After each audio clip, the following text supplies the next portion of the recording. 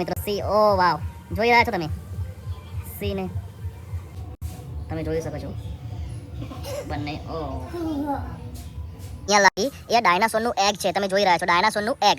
જી હા મિત્રો, ડાયનાસોરનું એગ છે આ રહ્યું. તો જય માતાજી, જય શ્રી કૃષ્ણ મિત્રો. આપણે હાલ હતા ગાંધીનગર અને આવી ગયા છીએ ઇન્દ્રોડા પાર્કની વિઝિટ લેવા માટે, એટલે કે ડાયનાસોર પાર્કની વિઝિટ લેવા માટે. તો બતાવીએ તમને ડાયનાસોરના ફોસિલ્સ કેવા હતા, અહીંયા શું શું હતું, ડાયનાસોરનું અવશેષો અહીંયા રાખવામાં આવેલ છે અને ઝૂ લાઈફ બી છે અહીંયા. તો તમને બધું બતાવીશું ઇન્દ્રોડા પાર્કમાં. આવી ગયા છીએ આપણે, આ છે ઇન્દ્રોડા પાર્ક. તો મિત્રો આ છે એન્ટ્રન્સ. અંદર થોડું વ્હીકલ લઈને અંદર આવવાનું હોય છે અને આથી આપણી ઇન્દ્રોડા પાર્કની ટિકિટ છે આ રહી. તો ટિકિટ લાવવી પડે છે. ટિકિટ કાઉન્ટર છે આ બાજુ છે, જે ટિકિટ કાઉન્ટર છે સામે. આ સામે તમે જોઈ શકો છો, ત્યાંથી ટિકિટ લેવાની હોય છે અંદર એન્ટર થવા માટે. તો આપણે જઈએ અંદર, એન્ટર લઈએ. તો મિત્રો એન્ટર થઈ ગયા છીએ આપણે ઇન્દ્રોડા પાર્કમાં. અને વાઇલ્ડ લાઈફ જેને ગમતી હોય અને નેચર એન્વાયરમેન્ટ ગમતું હોય એના માટે બેસ્ટ જગ્યા છે ઇન્દ્રોડા પાર્ક.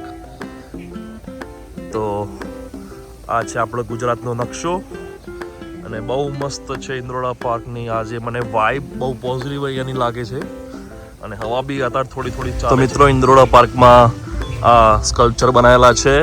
તમે જો જુરાસિક પાર્ક મૂવી જોઈ હોય તો તમને ખ્યાલ હશે કે આવા ક્રિએચર છે અને આમના ફોસિલ્સ બી અહીંયા છે. તો આ છે એલોસોરસ અને સ્ટેગોસોરસ, તમે જોઈ શકો છો બંને. અને એની ઇન્ફોર્મેશન બી અહીંયા આપેલી છે. તો હા, હવે મિત્રો તમે જોઈ રહ્યા છો કે પ્લાન્ટના ફોસિલ્સ અહીંયા મોજૂદ છે. પ્લાન્ટ જે હતા એન્શિયન્ટ ટાઈમના, એના ફોસિલ્સ અહીંયા મોજૂદ રાખવામાં આવેલા છે.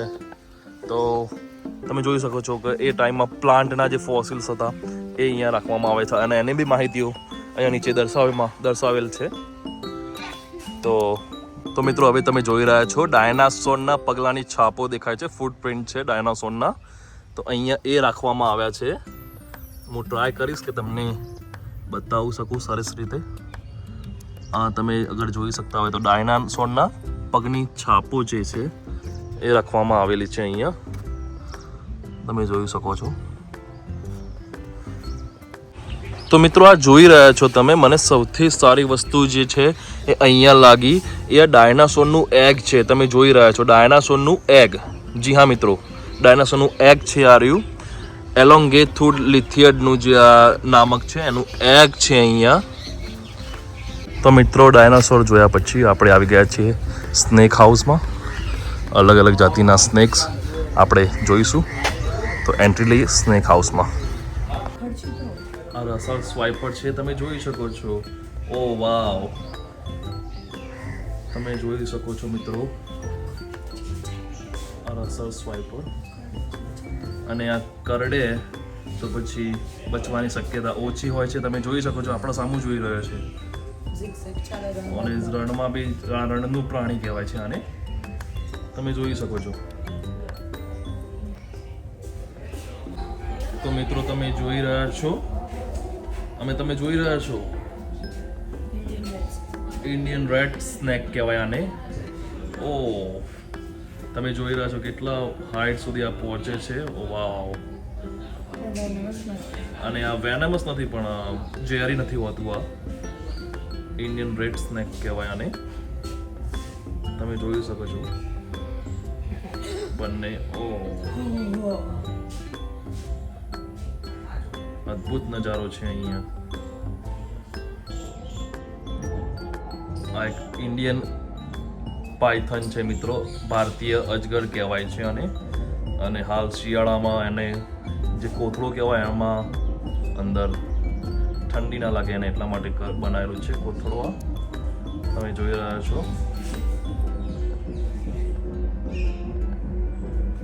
અજગર છે આ. તો મિત્રો આપણે સાપોની મુલાકાત લીધા પછી હવે જઈએ છીએ ઝૂ તરફ, જ્યાં બતાવીશ તમને પ્રાણીઓ. તો બહુ જ મજાની જગ્યા છે આ ઇન્દ્રોડા પાર્ક. તો જરૂરથી એકવાર વિઝિટ કરજો. મારાથી બને એટલું હું તમને બતાવવાની કોશિશ કરીશ અહીંયાથી. પણ એકવાર જરૂર અહીંયા વિઝિટ કરજો, ઇન્દ્રોડા પાર્ક, ગાંધીનગર.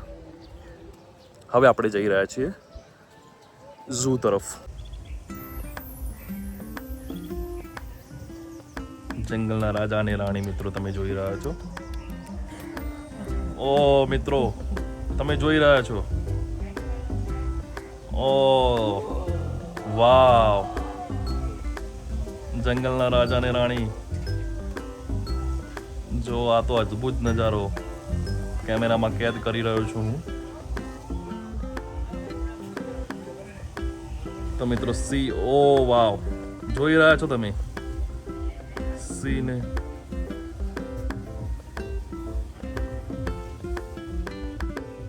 બંને મસ્તીમાં અત્યારે લઈ.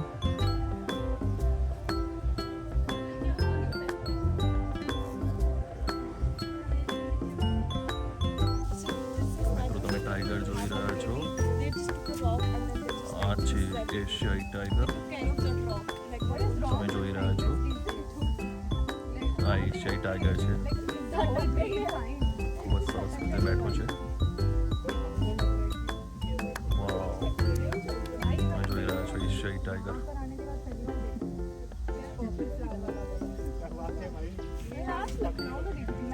તો બસ આ તો સુંદર મજાનું ઇન્દ્રોડા પાર્ક, જેમાં ડાયનાસોરના ફોસિલ્સ રાખવામાં આવે છે અને ઝૂ બી બનાવવામાં આવ્યું છે. અંદર સ્નેક હાઉસ બી આપણે વિડીયોમાં લીધું છે. તો આપણે એક્ઝિટ તરફ જઈએ છીએ હવે, અને બહુ જ મજાનો છે આ પાર્ક. તો સરસ રીતે એને મેન્ટેન બી કરવામાં આવે છે. તો મારા પાસે જોઈ શકો છો, આ અહીંયાથી એન્ટ્રી લેવાની હોય છે. તો આ હતો ઇન્દ્રોડા પાર્ક, જે આપણે આજના વ્લોગમાં બતાવ્યું તમને.